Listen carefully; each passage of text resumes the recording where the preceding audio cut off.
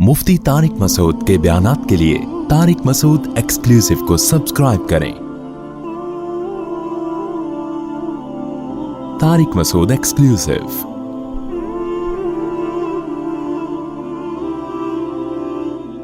अल्लाह ताला अपनी तौफीक से हिम्मत दे देते हैं, रोज़ा रखने की भी, तरावी पढ़ने की भी। इस पर अल्लाह का जितना भी शुक्र अदा किया जाए कम है।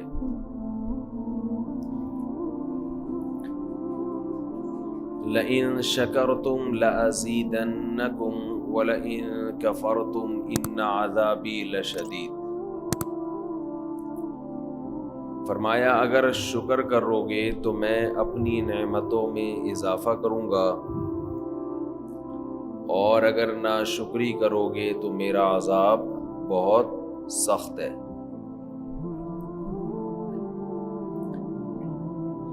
शुक्र जो है ये सिर्फ दुनियावी नेमतों पर नहीं होता। अल्लाह ने आपको सेहत दी, माल दिया, आफियत वाली ज़िंदगी दी, सिर्फ इस पे शुक्र नहीं है। अगर किसी नेकी की अल्लाह ने आपको तौफीक अता फरमाई तो इस पर भी अल्लाह का शुक्र अदा करना लाजिम है।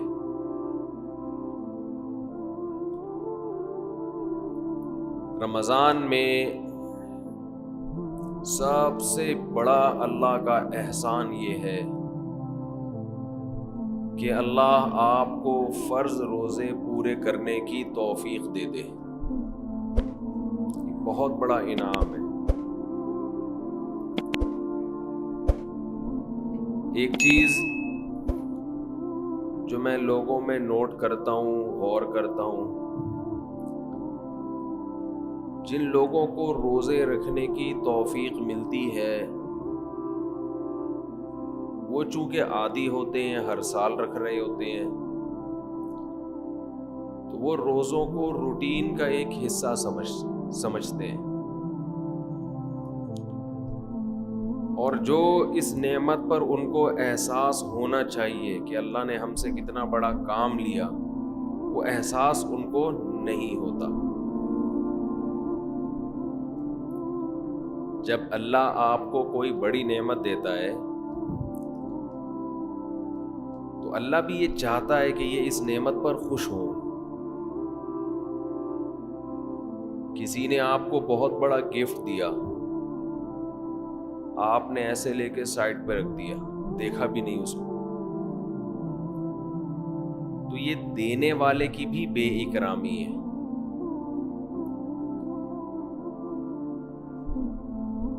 तो जैसे अल्लाह ये चाहते हैं कि लोग गुनाहों पे खौफज़दा हों, गुनाह करके निदामत हो, जुर्म का एहसास हो,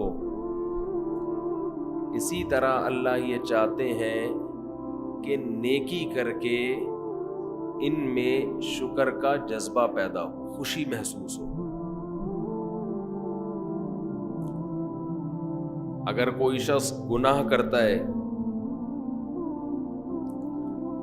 तो जिसका आखिरत पर यकीन नहीं है उसे गुनाह करके कभी भी शर्मिंदगी महसूस नहीं होगी, वो करता चला जाएगा। लेकिन अगर आप गुनाह करने के बाद शर्म महसूस करते हैं, निदामत होती है, तो ये ईमान की अलामत है, आखिरत पर यकीन की अलामत है, अल्लाह के वजूद के यकीन की अलामत है। बिल्कुल इसी तरह अगर नेकी करके खुशी महसूस होती है तो ये भी ईमान की अलामत है, खुशी की, ये भी आखिरत पर यकीन की अलामत है। और इसका एक दुनिया में फ़ायदा ये होता है कि इससे मज़ीद नेकी की तौफीक मिलती है। रमज़ान में शैतान एक धोखा ये देता है کہ آپ نے اگر روزے رکھے ہیں تو کون سا تیر مار لیا؟ ساری دنیا روزے رکھ رہی ہے۔ یہ شیطان کا بہت بڑا حملہ ہے۔ میرا معاملہ یہ ہے، الحمدللہ ہم سب روزے رکھتے آ رہے ہیں بچپن سے ہی، جب سے بلوغت کی دہلیز پہ قدم رکھا ہمارے گھر میں روزے کا معمول تھا، روزہ چھوڑنے کا تصور ہی نہیں تھا۔ اب بھی نہیں ہے، پہلے بھی نہیں تھا، تو رکھتے آ رہے ہیں بچپن سے، بلکہ جب بالغ نہیں تھے اس وقت بھی رکھتے تھے۔ ہمارے بچے اب بھی رکھ لیتے ہیں، منع کرنا پڑتا ہے کہ بھائی نہیں رکھو، بچوں کو تو شوق ہوتا ہے کہ رکھنا ہے۔ تو الحمدللہ معمول ہے، لیکن اس کے باوجود میں یہ سوچتا ہوں کہ اے اللہ، میرے جیسے نالائق کو تو نے یہ توفیق دے دی کہ میں رمضان کے روزے رکھ رہا ہوں، یہ تیرا مجھ پہ بہت بڑا احسان ہے۔ انسان یہ سمجھے اپنے بارے میں کہ صرف میں ہی گویا رکھ رہا ہوں، مجھے باقیوں سے غرض نہیں ہے وہ کیا کر رہے ہیں، میرے اوپر تو بڑا احسان ہے اللہ کا۔ ہم تو نالائق ہیں بھائی، عام دنوں میں ایک روزہ رکھنے سے پہلے 10 دفعہ سوچتا ہے انسان کل رکھوں کہ نہیں رکھوں۔ رکھتا ہے تو ایسا سمجھتا ہے جیسے آج ہم نے بہت بڑا تیر مار لیا کوئی، اور رمضان آتا ہے، ہم جیسے مجھ جیسے نالائق کو اللہ توفیق دے دیتا ہے 29 یا 30 روزے رکھنے کی۔ 30 کی تو 15 سال ہو گئے، کوئی رپورٹ ہے ہی نہیں، 29 ہی ہوتے ہیں پاکستان میں۔ 29 روزے رکھنے کی اللہ ہم جیسے نالائقوں کو توفیق دے دے، تو بھائی میں تو اپنا معاملہ اللہ سے دیکھتا ہوں کہ مجھ سے تو نے اتنی بڑی نیکی کروا لی، مجھے کیا پتا بھائی قدیر بھائی کیا کر رہے ہیں، شاکر بھائی کیا کر رہے ہیں، رفیع بھائی ہیں، یہ تو روزہ رکھ کے پتہ ہی فرق ہی نہیں پڑتا ماشاءاللہ، روزے میں بھی ایسے ایسے گھوم رہے ہوں گے یوں کر کے، آپ دیکھ لیں کبھی ان کو آ کے، روزہ رکھ کے نا عصر کے وقت سب مرجھائے ہوئے ہوتے ہیں۔ کراچی میں جیسی گرمی ابھی شروع ہو گئی ہے تو رفیع بھائی نہیں ماشاءاللہ مرجھائے ہوئے ہوتے ہیں، ان کو پتہ نہیں کچھ اللہ نے الگ سے کوئی انرجی دی ہے، رکھتے ہیں، آپ بدگمان نہ ہو۔ بعض دفعہ انسان اتنا فریش ہوتا ہے کہ لوگ سمجھتے ہیں کہ اس کا ہے ہی نہیں، یہ ہمیں یقین ہے کہ رکھتے ہیں۔ تو میں تو یہ دیکھتا ہوں کہ میرے جیسے نالائق کو اللہ نے توفیق دی، میں تو اس پہ خوش ہوں، میں تو اس پہ خوش ہوں کہ ہم جیسے تیسے ہیں، جتنے مرضی نالائق ہوں، وہ بھائی ایک روزہ نہیں، 2 نہیں، 3 نہیں، 4 نہیں، 5 نہیں، 6 نہیں، 7 نہیں، 8 نہیں، اللہ نے کتنے روزے ہم سے رکھوا لی، تو ایک دل میں راحت محسوس ہوتی ہے، خوشی محسوس ہوتی ہے۔ ہاں تھوڑا سا یہ خوف بھی ہونا چاہیے، تھوڑا سا، کہ ایسا نہ ہو کہ ہماری کسی بدعملی سے اجر ضائع ہو جائے، یہ خوف بھی ضروری ہے، یہ خوف بھی، تاکہ اترائے نہیں انسان۔ لیکن اصل تو یہ ہے کہ یہ کیا ہے، نعمت ہے۔ ہمارے نبی صلی اللہ علیہ وسلم سے بھی ثابت ہے، ہمارے نبی اپنے آپ کو موٹیویٹ کرتے تھے روزہ رکھ کے، اپنے آپ کو موٹیویٹ کر رہے ہیں، اپنی حوصلہ افزائی کر رہے ہیں۔ کیسے حوصلہ افزائی؟ جب آپ صلی اللہ علیہ وسلم روزہ افطار کر لیتے، کیسے انسان کو خوشی محسوس ہوتی ہے نا۔ آج خوشی اس لیے نہیں ہو رہی کہ سحری میں 3 پراٹھے پھوڑے ہوئے ہوتے ہیں، پھینیاں کھجلے کھائے ہوئے ہوتے ہیں، بھوک ہی نہیں لگ رہی ہوتی، وہ تہ جو بیٹھنا شروع ہوتی ہے عصر مغرب میں جا کے، تو وہ جو ڈکاریں، اکثر لوگ مجھ سے رمضان میں یہ پوچھ رہے تھے کھٹی ڈکاریں نگلنے سے روزہ تو نہیں ٹوٹتا؟ ایسا لگتا ہے ہر آدمی کھٹی ڈگارا ہی نگل رہا ہے سارا دن بیٹھ کے، کیونکہ ہر آدمی یہ مسئلہ پوچھ رہا ہوتا ہے کھٹی ڈکارے نگلنے سے روزہ تو نہیں ٹوٹتا؟ ابے بھائی تو کیا ڈکاروں کے علاوہ اور کوئی کام نہیں ہے کیا؟ بہرحال یہ تو میں ایسے ہی کہہ رہا ہوں، لیکن جتنا مرضی 3 یا 4 بھی کھا لو تو بھی بہرحال انسان ایک مجاہدہ کرتا ہے، تبھی تو دنیا پرست آدمی ایک روزہ بھی نہیں رکھتا۔ ہٹے کٹے لوگ دیکھے ہم نے، ڈاکٹروں نے ان کو کہا ہوا بھی ہے کہ تم نہیں کھاؤ، تمہارے لیے کھانے کے علاوہ دنیا کا ہر کام تم پہ سوٹ کرتا ہے، پھر بھی روزہ نہیں رکھتے۔ ان سے نہیں رہا جاتا 2-4 گھنٹے بھی کچھ کھائے پیے بغیر۔ ان کو چائے چاہیے، ان کو گٹکا چاہیے، ان کو پان چاہیے، ان کو نسوار چاہیے، ان کو روٹی چاہیے، ان کو کچھ نہ کچھ جانوروں کی طرح جگالی کرنے کے لیے چاہیے کہ منہ گھومتا رہے۔ ہے روزہ خور، آپ دیکھ لو،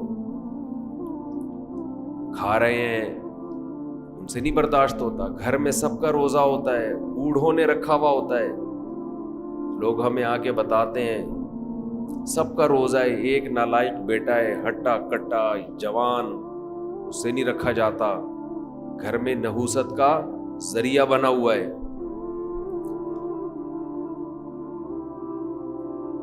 تو ایسے ہی صورت میں اللہ اگر آپ کو توفیق دے دیتا ہے تو ٹھیک ہے، تھوڑا خوف بھی ہونا چاہیے کہ پتہ نہیں قبول ہو رہا ہے کہ نہیں ہو رہا، لیکن امید کو، شکر کو خوف پر غالب رکھنا چاہیے۔ تو میں یہ کر رہا تھا، ہمارے نبی بھی اپنے آپ کو موٹیویٹ کیا کرتے تھے۔ کیسے؟ حالانکہ ہمارے نبی میں خواہشات پہ کنٹرول کرنے کی بہت طاقت تھی، آپ تو 24 گھنٹے کا روزہ رکھتے بسا اوقات۔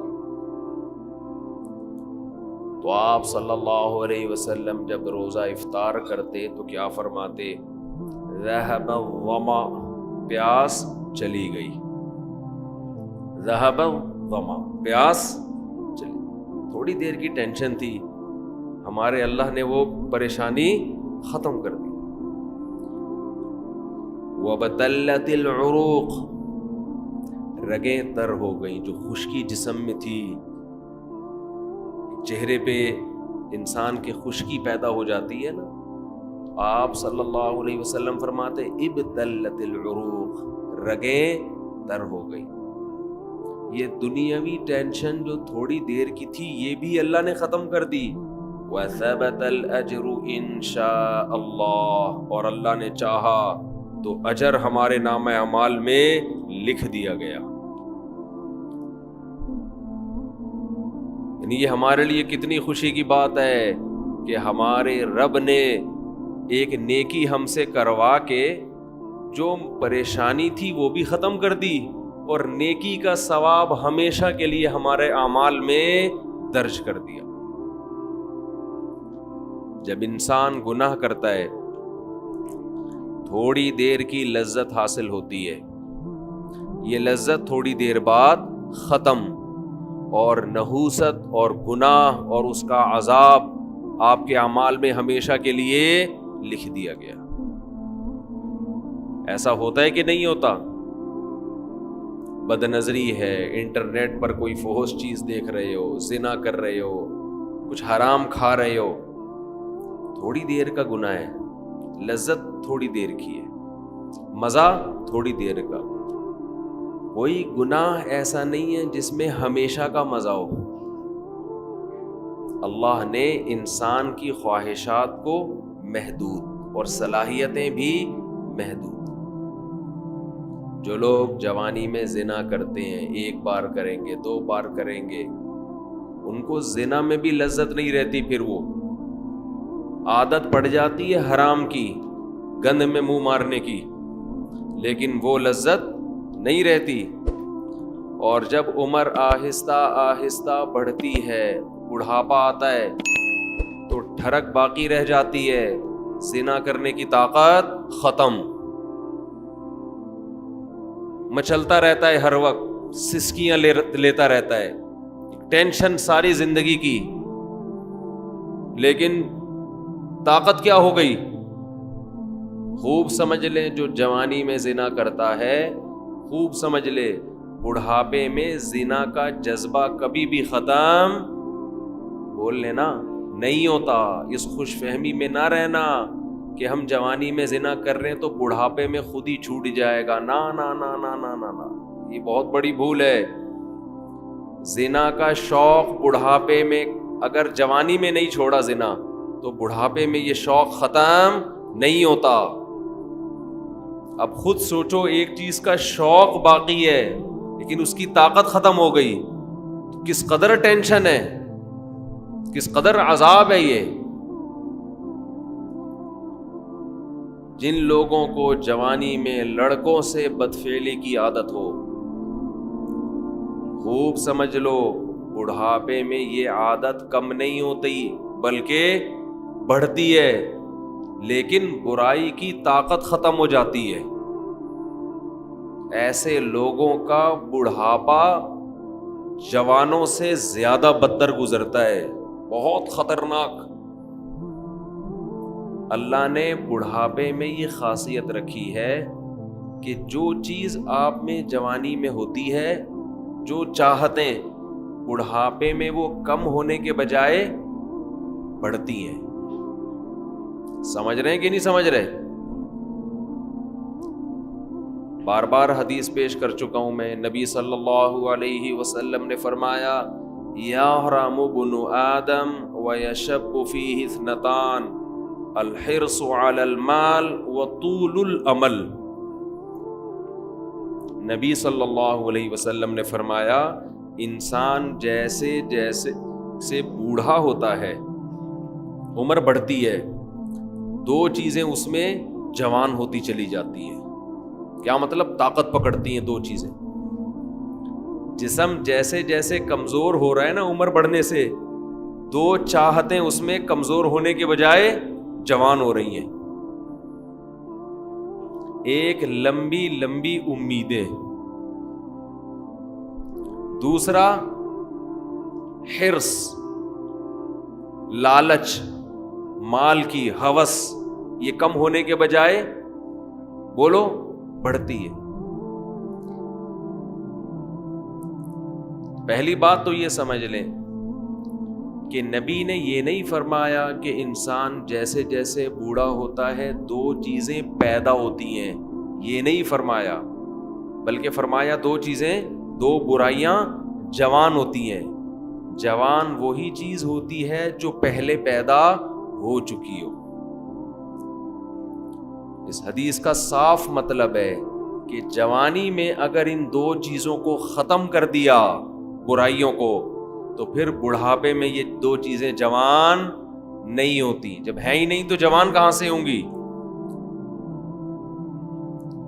اور اگر جوانی میں ان دو برائیوں کو آپ نے ختم نہیں کیا تو اس امید پہ مت رہنا کہ جب بوڑھا ہو جاؤں گا تو یہ دو برائیاں مجھ سے ختم ہو جائیں گی۔ نا نا نا نا، بڑھاپے میں یہ بڑھیں گی۔ نہیں سمجھ میں آ رہی ہے، بہت مشکل ہو گئی سمجھانا۔ میں سمجھا پا رہا ہوں اپنی بات؟ لوگ کیا کرتے ہیں، جوانی میں پلان بنا رہے ہوتے ہیں، موت کی تیاری نہیں کرتے نا، یہ پروجیکٹ، یہ پروجیکٹ، یہ پروجیکٹ، پیسوں کی ہرس، لالچ، یہاں سے گھسیٹو، میرا بحریہ ٹاؤن میں اس کے 2 پلاٹ، میرے 3 ہونے چاہیے، یہ شوق ہوتے ہیں نا جوانی کے۔ اس کی 2 شادیاں، میری 3 ہونی چاہیے، اس کی 3 تو میری 4 ہونی چاہیے۔ یہ نہیں ہوتا شوق، یہ جتنا بھی ڈال لو یہ پیدا نہیں ہو رہا۔ اس میں بڑے ڈھیٹ ہیں۔ جو شوق ہونا چاہیے، یہ تو اس کی کثرت تو پیغمبروں کی سنت ہے نا، یہ والا نہیں پیدا ہو رہا۔ بس پلاٹوں پہ خرچ کر رہے ہیں، جہاں پیسہ آئے گا گاڑی خرید لیں گے۔ ہم کہتے ہیں نبی صلی اللہ علیہ وسلم نے فرمایا، دنیا میں سب سے قیمتی سرمایہ نیک عورت ہے، اس پہ خرچ کرنے کے لیے تیار نہیں۔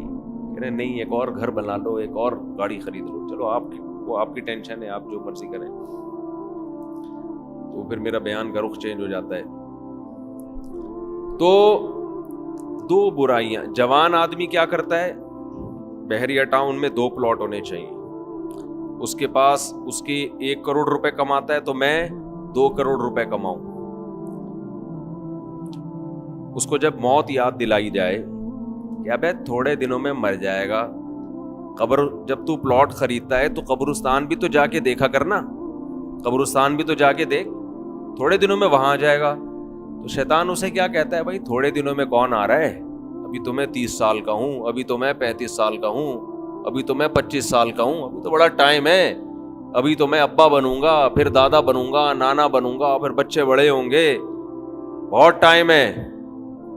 تو وہ دنیا کی یہ ہوس جوانی میں ختم کرنے کی کوشش نہیں کرتا, اور وہ یہ سمجھتا ہے کہ جب میری ایج زیادہ ہوگی, بال سفید ہوں گے, کمر جھک جائے گی, کڈنی کا پرابلم, ہارٹ کا پرابلم شروع ہوگا, تو مجھے خود ہی اس دنیا سے رغبت ختم ہو جائے گی. ٹھیک ہے, پھر قبر کی بھی تیاری کر لیں گے, پھر یہ بزنس میں, کاروبار میں دل کو اٹکانے کی کوشش نہیں کریں گے, پھر بحریہ ٹاؤن گیا تیل لینے, پھر جا کے قبرستان دیکھ لیا کریں گے.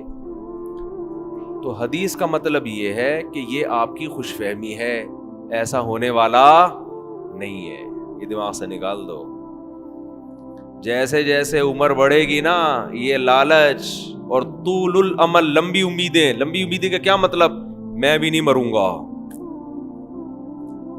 یہ امیدیں کم نہیں ہوں گی بلکہ بڑھیں گی. اور پیسوں کی جو محبت ابھی آپ کے دل میں ہے یہ کم نہیں ہوگی, یہ محبت اور زیادہ بڑھے گی. میں کمال ہے نبوت کے علوم پر, ہم نے اپنی زندگی میں جو بوڑھے ہیں نا, جنہوں نے جوانی میں لالچ ختم نہیں کی, بالکل 100% اس حدیث کے مطابق ان کو پایا ہے, بالکل 100%. میں نے اپنی زندگی میں, ہم نے دونوں طرح کے بوڑھے دیکھے ہیں, سخی بھی اور کنجوس بھی. اچھا, پہلے تو میں حدیث کی تشریح ذرا مکمل کر دوں, پھر مثالوں سے بات سمجھاؤں گا.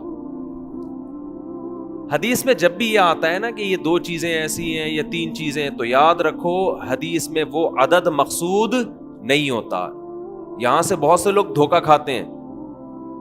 میری ایک اہل حدیث عالم سے بحث ہوئی, وہ ایصال ثواب کے منکر نا, کہ میت کے لیے آپ کوئی نیکی کر کے اس کو ثواب نہیں پہنچا سکتے. میں نے کہا دلیل کیا ہے؟ کہنے لگے حدیث میں آتا ہے 3 چیزوں کا ثواب ملتا ہے, صدقہ جاریہ, جو اولاد آپ کے لیے دعا کرے, اور علم ينتفع به, وہ علم جو آپ چھوڑ کے جائیں. 3 ہیں, چوتھی کوئی نہیں ہے. بھائی حدیث میں جب بھی یہ آتا ہے نا یہ 3 کا عدد, یہ 4 کا عدد, تو اس پر امت کا اجماع ہے کہ اس سے وہ عدد میں محصور نہیں ہوتا. اس کا مطلب ہے کہ یہ 3 تو ہیں, جو بھی اس معنی کی ہوں گی وہ سب اسی میں داخل ہیں. جیسے حدیث میں آتا ہے, ایک صحابی نے عرض کیا, یا رسول اللہ, میں اپنی والدہ کے لیے صدقہ کرنا چاہتا ہوں, کیا ثواب ملے گا؟ آپ نے فرمایا ہاں. اب یہ نہیں کہ صرف صدقے میں ہی انحصار ہے, صدقہ تو ایک نیکی ہے.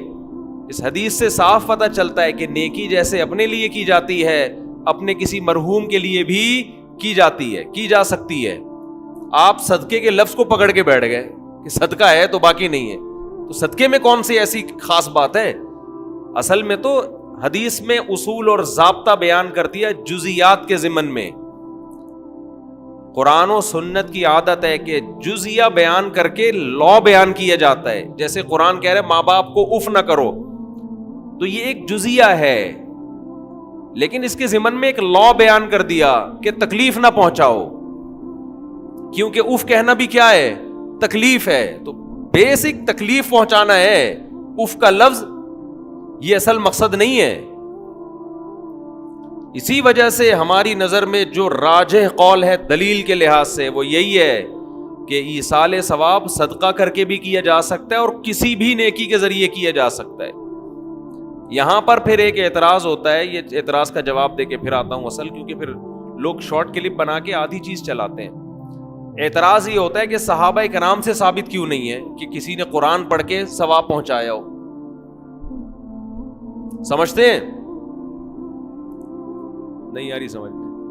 ہمارے اہل حدیث حضرات اکثر یہ سوال کرتے ہیں کہ پھر صحابہ نے ایصال ثواب کیوں نہیں کیا. اس کا جواب یہ ہے کہ ایصال ثواب نام ہے اس نیت کے ساتھ نیکی کرنا کہ یہ ثواب کس کو پہنچے؟ مرحوم کو پہنچے. یہ نیت ہے امر باطن. ہمارے سامنے صحابی کی نیکی تو آئے گی, ان کا دل کا ارادہ ہمارے سامنے نہیں آئے گا. جیسے ایک صحیح حدیث تو آ گئی ہمارے سامنے کہ صحابی نے نبی سے پوچھا کہ میں صدقہ کر رہا ہوں, نیت کیا ہے؟ والدہ مرحوم یا والد مرحوم کے لیے کنواں بنا رہا ہوں. اب باقی جس صحابی نے اپنے کسی مرحوم کے لیے کیا کیا وہ تو ان کے دل کی حالت تھی نا. ہمارے سامنے تو وہ عمل آئے گا, دل کی نیت تھوڑی ہمارے سامنے آئے گی. ہاں, اجتماعی سطح پہ کسی نے مرحوم کے لیے کچھ کیا ہوتا وہ پھر چھپنے والا کام نہیں تھا, وہ نقل ہوتا, اور ایسی کوئی حدیث نقل نہیں ہے. اس لیے ہم کہتے ہیں اجتماعی سطح پہ ایصال ثواب ناجائز ہے, بدعت ہے. نہیں آئی بات میرا خیال. اخپل طریقے سے انفرادی طور پر آپ کوئی نیکی کریں مرحوم کے لیے ٹھیک ہے, لوگوں کو جمع کر کے کریں یہ عمل کیا بن جائے گا؟ بدعت. کیونکہ اگر جمع کر کے کرنا جائز ہوتا تو پھر یقیناً صحابہ سے ثابت ہوتا, پھر یہ عمل چھپنے والا تھا نہیں. سمجھ میں آ رہی ہے بات؟ کہ آپ اگر چھپ کے یعنی قرآن خوانی میت کے ایصال ثواب کے لیے ہم اس عمل کو بدعت سمجھتے ہیں, کیونکہ یہ ثابت نہیں ہے. حضرت ابو بکر کا انتقال ہوا تو حضرت عمر نے کوئی پبلک کو بلایا کہ آ جاؤ ہمارے یہاں قرآن خوانی ہو رہی ہے, تمبو لگا ہوا بھائی آ جاؤ. اپنے طور پر اخپل طریقے سے بیٹھ کے پڑھو بھائی, اخپل طریقے سے میت کے لیے کوئی بھی سورت پڑھ لو, کوئی بھی نیکی کر لو. بہتر تو یہی ہے کہ صدقہ کو فوکس کرو جو حدیث میں منصوص ہے, جس کا حدیث میں صراحتاً ذکر ہے, تو سب سے افضل تو یہی ہے. اس کی مثال ایسے ہے کہ جیسے صحابی نے پوچھا میں کنواں بنانا چاہتا ہوں. اب آپ کہیں کہ کنواں بنانا تو جائز ہے, مسجد بنانا جائز نہیں ہے کیونکہ حدیث میں مسجد کا ذکر نہیں ہے. تو بھائی کنواں بھی ایک نیکی ہے, مسجد بھی ایک نیکی ہے. تو جیسے کنواں بنانا جائز ہے تو سڑکیں بنانا بھی جائز ہے, مسجد بنانا بھی جائز ہے, سرائخ بنانا بھی جائز ہے, سبیل بنانا بھی جائز ہے. تو ایسے صدقے کے علاوہ بھی نیکی کیا ہے؟ جائز ہے. تو خیر یہ تو درمیان میں ایک مسئلہ آ گیا جو اصل موضوع میں لے کے چل رہا تھا, اب ہم اس کی طرف آتے ہیں. تو میں یہ کر رہا تھا یہ جو حدیث میں آتا ہے نا کہ 2 برائیاں ایسی ہیں کہ جوانی میں اگر آپ نے ان کو ختم نہیں کیا تو بڑھاپے میں وہ برائیاں کم ہونے کے بجائے بڑھتی ہیں. تو اس سے مراد صرف 2 برائیاں نہیں ہیں, یہ 2 تو مثال بیان کی گئی ہے. مطلب یہ کہ انسان میں جتنی خواہشات ہیں اگر جوانی میں ان خواہشات کو ختم نہیں کیا تو بڑھاپے میں وہ خواہشات کم نہیں ہوں گی بلکہ اور زیادہ بڑھ جائیں گی. لوگ کہتے ہیں بڑھاپے میں تو انسان کمزور ہو جاتا ہے تو خواہشات بڑھیں گی کیسے؟ او بھائی, خواہش کو پورا کرنے کی طاقت ہونا الگ چیز ہے, خواہش کا جذبہ پیدا ہونا الگ چیز ہے. طاقت نہیں ہوگی. ایک آدمی کا دل چاہتا ہے کہ میں 2 پراٹھے کھا جاؤں, لیکن 2 نوالے کھا کے پیٹ خراب ہو جاتا ہے. جذبہ تو ہے 2 پراٹھوں کا, پاور ایک پراٹھا ہضم کرنے کی بھی نہیں ہے. تو پاور ہونا الگ چیز ہے, کیونکہ پراٹھے پر جب لوگ بیان سنتے ہیں تو ان کا دل چاہتا ہے کھانے کا. اور ویسے بھی روزہ ہے, اچھا بھی لگ رہا ہے منہ سے پراٹھا بولتے ہوئے ملائی کے ساتھ. آج میں نے قدیر بھائی سے پوچھا فجر کی نماز کے بعد کہ سحری میں کیا کھایا, انہوں نے کہا ملائی سے پراٹھا. میں نے کہا یار میرا دل خراب کر دیا آپ نے. دودھ کی جو بلائی ہوتی ہے نا گرم, فریج کی رکھی ہوئی نہیں, فریج والی نہیں, دودھ سے جو گرم گرم ملائی نکلتی ہے اس میں تھوڑی سی چینی ڈال دیں. ڈاکٹر منع کرتے ہیں چینی نہ ڈالیں, آپ ڈال دیں, صحیح ہے نا. بہت زیادہ ڈاکٹروں کو فری کرانے کی ضرورت نہیں ہے. بس ایک چیز کا خیال کیا کرو کہ اتنا مت کھاؤ کہ وزن بڑھنا شروع ہو جائے.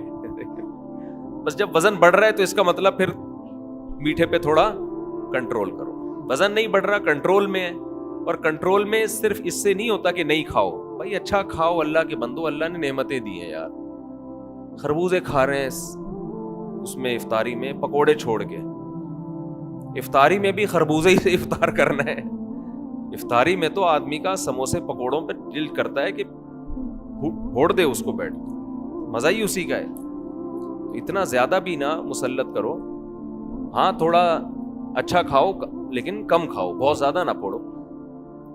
تو انہوں نے میرا دل وہ کر دیا آج صبح نا ملائی کا تذکرہ کر کے. تو میں نے ان سے بولا کہ کل 4:30 بجے ملائی پراٹھے کے ساتھ پہنچا دیں ہمارے.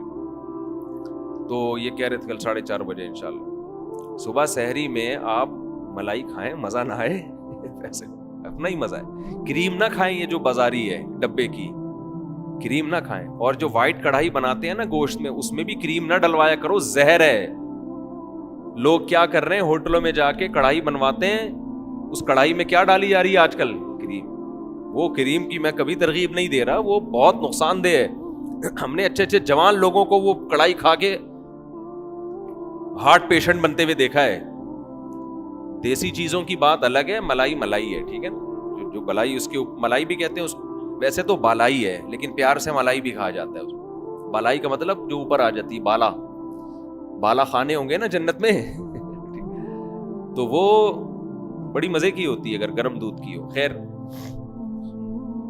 اچھا یہ میں اعلان کروں تو پتہ نہیں کیا ملائی کہاں سے آ گئی یار. تو میں یہ کر رہا تھا کہ 2 برائیاں, ہاں میں یہ کہہ رہا تھا وزن نہیں بڑھنے دو, بس کھاؤ لیکن وزن پہ کیا کرو. ہم نے مزدوروں کو دیکھا ہے کوئی بیماری نہیں ہوتی, صرف روٹی کھا رہے ہوتے ہیں, صرف روٹی. وہ اتنے غریب بھی دیکھے ہم نے کہ سالن نہیں ہے ان کے پاس, صرف روٹی, پھر بھی فٹ فاٹ ہیں, صحت مند ہیں, نہ کوئی کڈنی کا پرابلم, نہ کوئی شوگر کا پرابلم, پیٹ بھی کمر سے چپکا ہوا ہے, ایسی فٹنس آدمی حیران ہو جائے. تو محنت کرے نا انسان, چلے پھرے, خوش رہے, تو یہ زیادہ سب سے اچھا صحت بنانے کا یہ نسخہ. اور خوش رہنے کے لیے ضروری ہے کہ دنیا کی محبت ختم کرے. جس کے دل میں دنیا کی ہوس ہے وہ خوش رہنے کے علاوہ دنیا کا ہر کام کر سکتا ہے. سمجھتے ہو, جب وہ دنیا کو مسافر خانہ نہیں سمجھے گا تو پاگل ہوتا رہے گا. ابے اس کے پاس پلاٹ آ گیا, ابے اس کے پاس گاڑی آ گئی, ابے اس کا امریکہ کا ویزا لگ گیا, ہم یہاں ٹھیلے بیچ رہے ہیں, ابے یہ سیدھا سیدھا بولو بھائی بھاڑ میں جائے.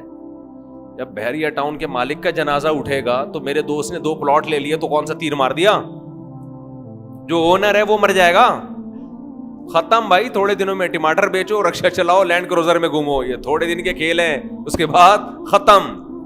قارون جب اپنے خزانوں کے ساتھ مارکیٹ میں آیا نا, قرآن کہہ رہا ہے, قرآن نے تو مارکیٹ کا لفظ استعمال نہیں کیا, جب اپنے خزانوں کے ساتھ قارون مارکیٹ میں آیا ایک دفعہ پورے جاہو جلال کے ساتھ, پبلک نے جب اس کا پروٹوکول دیکھا اور خزانے دیکھے, اس کا لباس, جب بڑا آدمی جا رہا ہوتا ہے نا بڑی عزت دی جاتی ہے, تو بے وقوف لوگ رالیں ٹپکانا شروع کرتے ہیں, یا لیت لنا مثل ما اوتی قارون. احمقوں اور بے وقوفوں نے کہا ہائے کاش ہمارے پاس بھی ایسی دولت ہوتی جیسی قارون کے پاس. کیا پروٹوکول ہے بھائی اس کا. تو قرآن کیا کہتا ہے, علم والوں نے کہا وَيْلَكُمْ, برباد ہو جاؤ, تمہارا ناس ہو جائے. جب انسان بہت ہی الٹی بات کرتا ہے تو آدمی کہتا ہے تیرا ناس ہو, تو برباد ہو جائے, کہ بیکار باتیں کر رہا ہے بیٹھ کے. کیا کہنے لگے, وَيْلَكُمْ, تباہ ہو جاؤ. یہ ویلکم نہیں ہے, کیونکہ ایک جگہ کہیں ہم عربی گرامر پڑھ رہے تھے تو پرانے زمانے میں جب متحدہ حقیقی بنی تھی نا, وہ 90s کی بات ہے, تو ایک جگہ لکھا تھا ویلکم آفاق احمد. تو ہم عربی گرامر پڑھ رہے تھے, میں اس کو پڑھ رہا ہوں وَيْلَكُمْ آفاق احمد. اب وَيْلَكُمْ کا معنی تو بد دعا ہے کہ تم تباہ ہو جاؤ. تو میں حیران ہوں کہ انہوں نے اپنے قائد کو گالی کیوں دی ہوئی ہے. میں وہاں کھڑا ہوا سوچ رہا ہوں کہ اپنا قائد بھی متحدہ حقیقی بنی تھی نا, تو وہ قائد بھی مانتے ہو آفاق احمد کو, اور تم کہہ رہے ہو اور گالی بھی دے رہے ہو تم تباہ ہو جاؤ. پھر کسی نے بتایا بھائی یہ وَيْلَكُمْ نہیں ہے, یہ ویلکم ہے. تو پھر ایک عربی ان دنوں میں آئے ہوئے تھے, وہ کہنے لگے لِسَبِيلِهِ چوک کدھر ہے. لسبیلا چوک کو کہہ رہے تھے لِسَبِيلِهِ چوک, وہ کہہ رہے تھے یہ لِسَبِيلِهِ چوک کدھر ہے. تو عرب اس طرح کی غلطیاں بھی کر رہے ہوتے ہیں. تو خیر، تو قارون کے خزانوں کو دیکھ کر بے وقوف لوگ کیا کہنے لگے؟ یا لیت لنا، ہائے ہائے ہائے، کاش ہمارے پاس بھی ایسا جاہو جلال ہو، ایسی گاڑیاں، ایسی سواریاں ہوتی.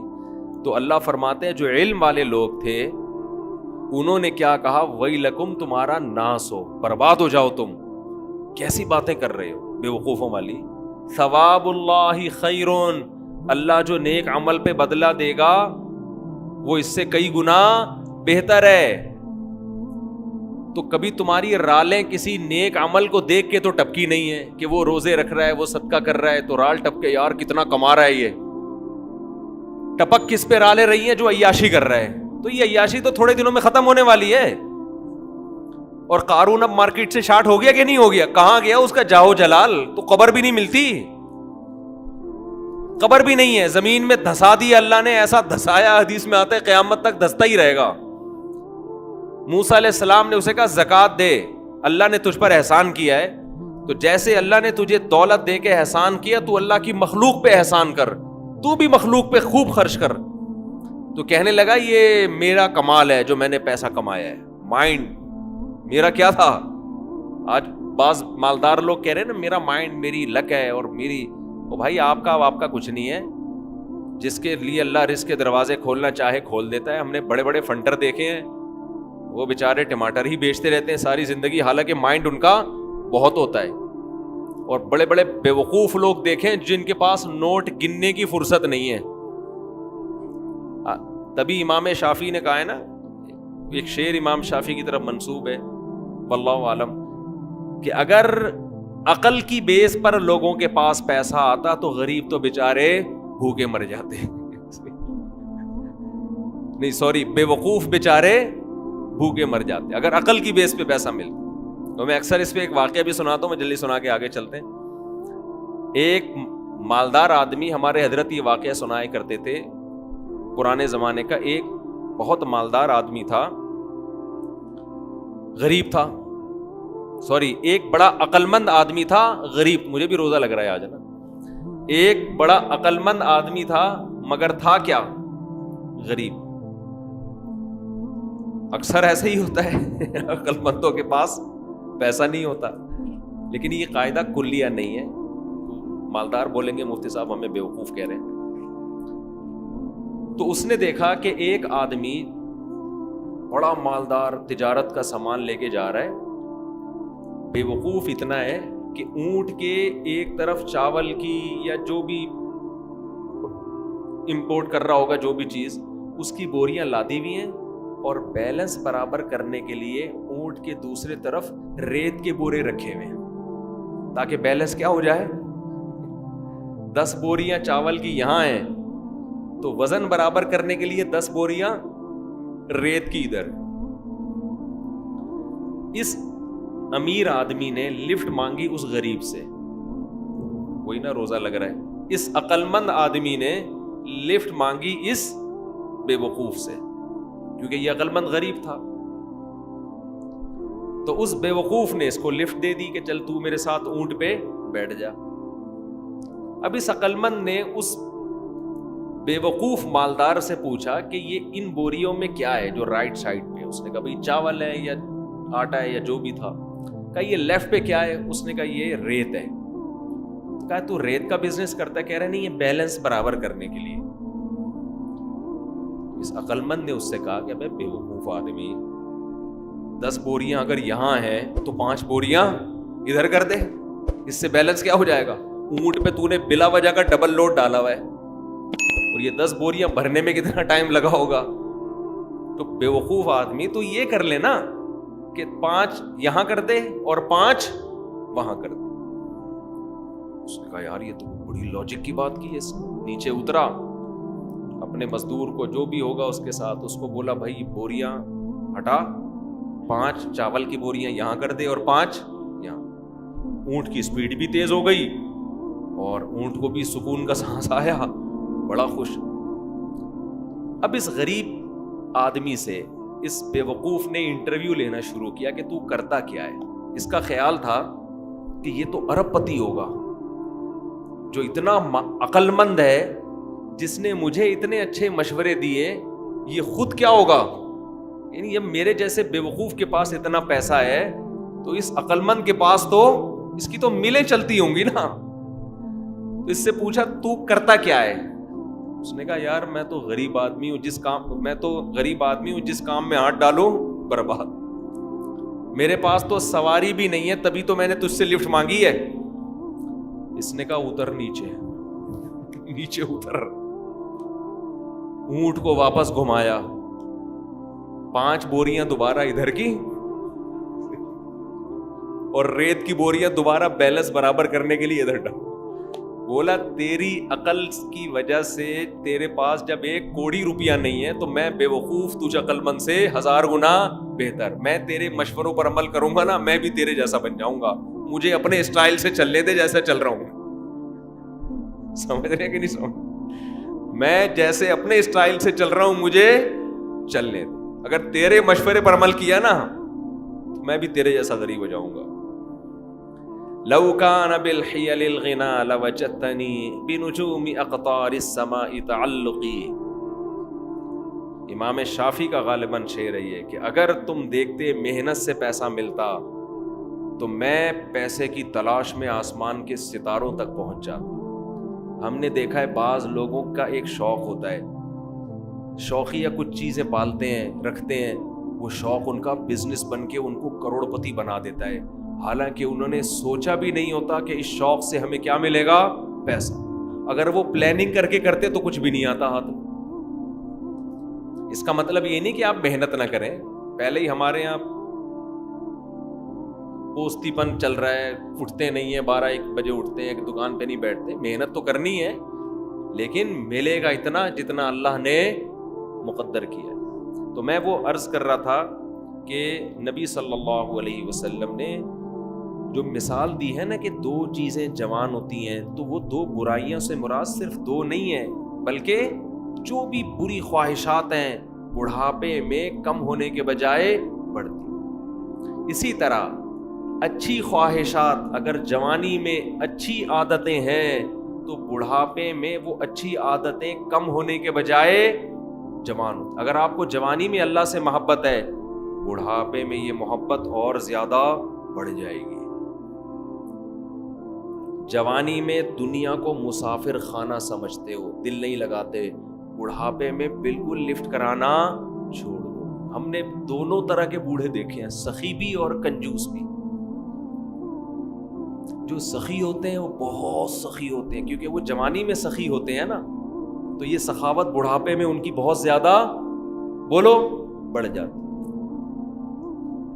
پھر وہ جاگیروں سے دل لگانا بالکل چھوڑ دیتے ہیں.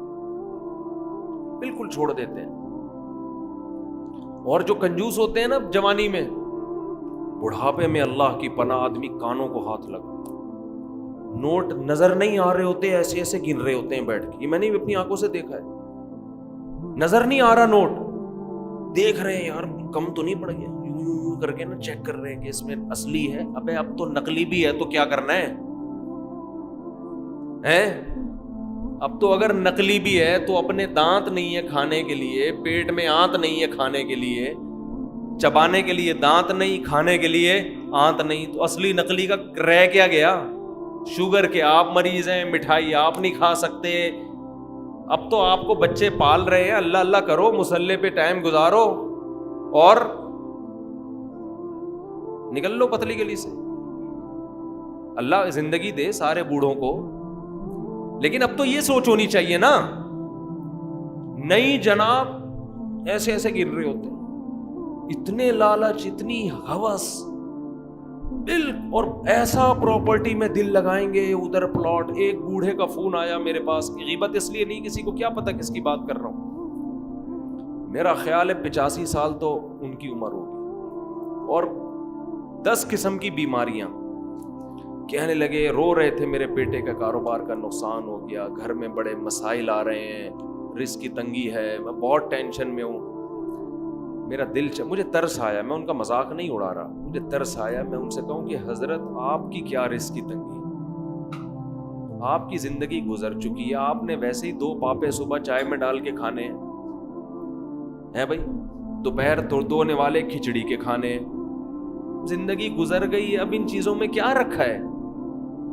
جو بیٹا جس کا کاروبار ڈوب گیا اس کو اتنی ٹینشن نہیں ہو رہی, جس نے آگے زندگی گزارنی ہے ابا کو اس سے زیادہ ٹینشن ہو رہی. لیکن ہم نے نیک بوڑھے بھی دیکھے ہیں, نیک بوڑھے بھی دیکھے.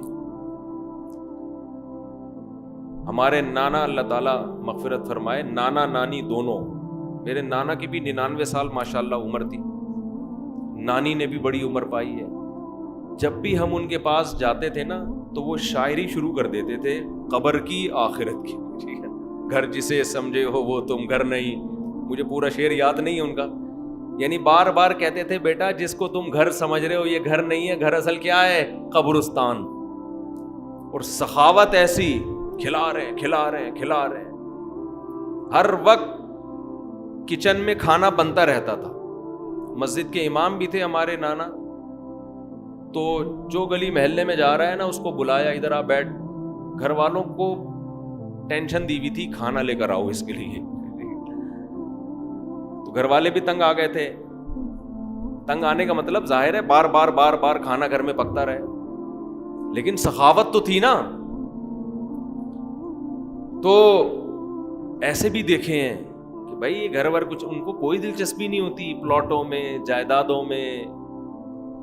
تو یہ جوانی میں ختم کر لیا تو ہو جائے گا. تو میں جلدی سے بیان کو سمیٹتا ہوں.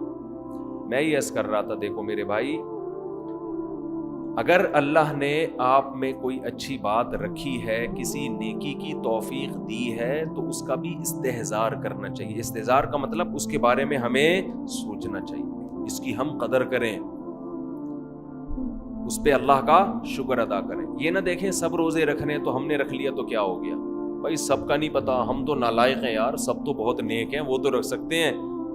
ہم جیسے نالائق کو اللہ نے توفیق, میرا جو اللہ سے معاملہ ہے مجھے کیا پتا آپ کا کیا معاملہ ہے, میں تو اپنا معاملہ دیکھوں گا. تو ہمارے نبی اپنے آپ کو موٹیویٹ کیسے کرتے تھے؟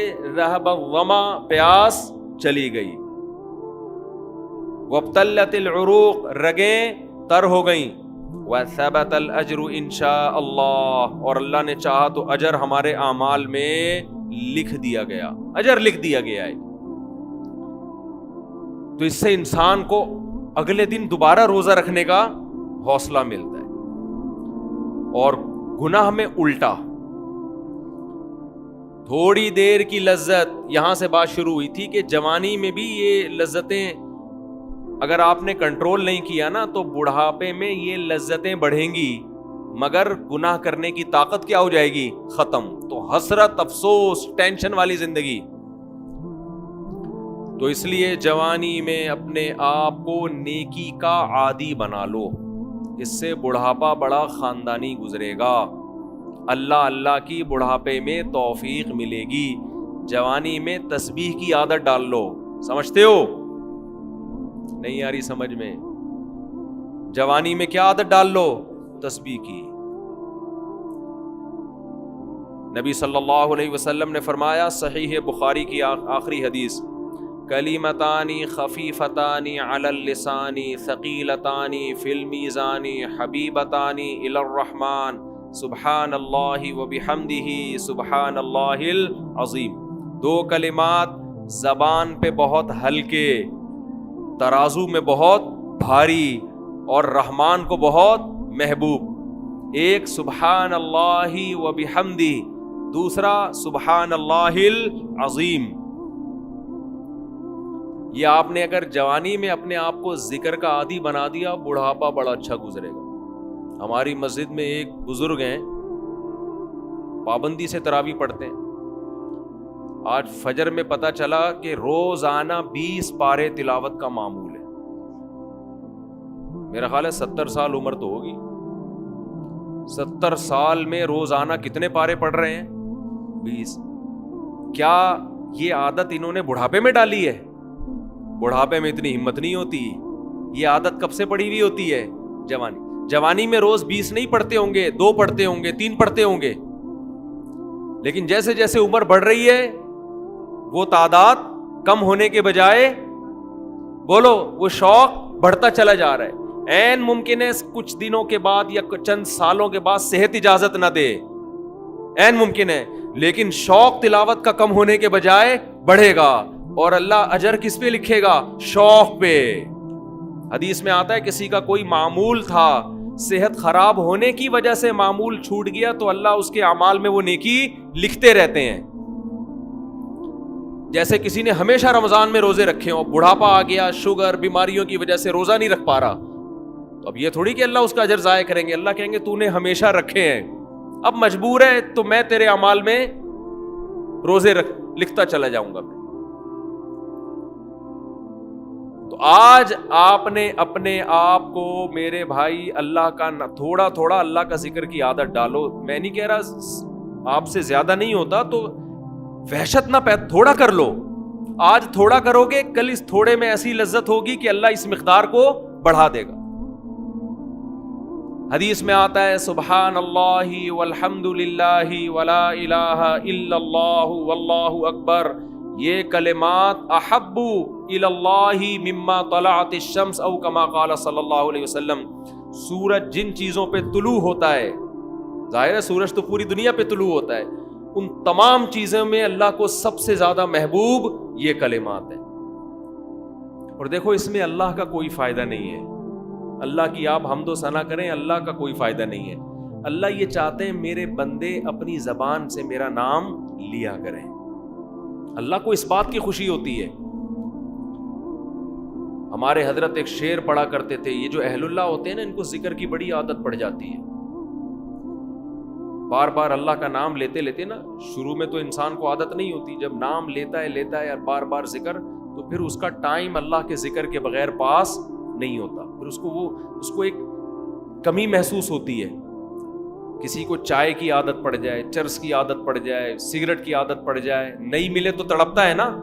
تو جس کو ذکر کی عادت پڑتی ہے نا، اس کو جب ذکر کا ٹائم نہ ملے تو اس کا دل پریشان ہوتا ہے، اس کو اللہ کے نام میں ایک چسکا آنے لگتا ہے۔ لیکن یہ پہلے دن نہیں ہوگا، عادت ڈالنی پڑے گی۔ تو روز آنا اس کا معمول بنا لے، 100 دفعہ صبح 100 دفعہ شام تسبیح کا معمول بنا لے۔ اس سے کیا ہوگا؟ ابھی شاید دل نہ لگے آپ کا، لیکن جیسے جیسے عمر بڑھے گی اللہ کے نام کا چسکا لگنا شروع ہو جائے، بڑھاپا بہت اچھا گزرے گا، اللہ کو یاد کر کے گزرے گا۔ کھوپڑی شریف میں بات آ رہی ہے کہ نہیں آئی؟ اور اگر ہر وقت دنیا کے تذکرے کرتے رہنا، ہر وقت ویڈیو گیم لے کے بیٹھے ہوئے، پب جی کھیل رہے ہیں، سانپ والا، اب تو سانپ والا ختم ہو گیا، اب آ رہا ہے سانپ والا، نوکیا میں آتا تھا سانپ لمبا ہوتا جا رہا ہے، اس کو پتہ نہیں فضول ٹائم ویسٹ کر رہے ہیں۔ ہم پریشان ہوتے ہیں یار ہمارے پاس کاموں کو نمٹانے کا ٹائم نہیں ملتا، ہم تو چاہ رہے کاش یہ دن 24 گھنٹے کے بجائے 48 گھنٹے کا ہو جائے، اور لوگ کیا کر رہے ہیں کہ وہ باقاعدہ ارادہ کر کے ضائع کر رہے ہیں ٹائم۔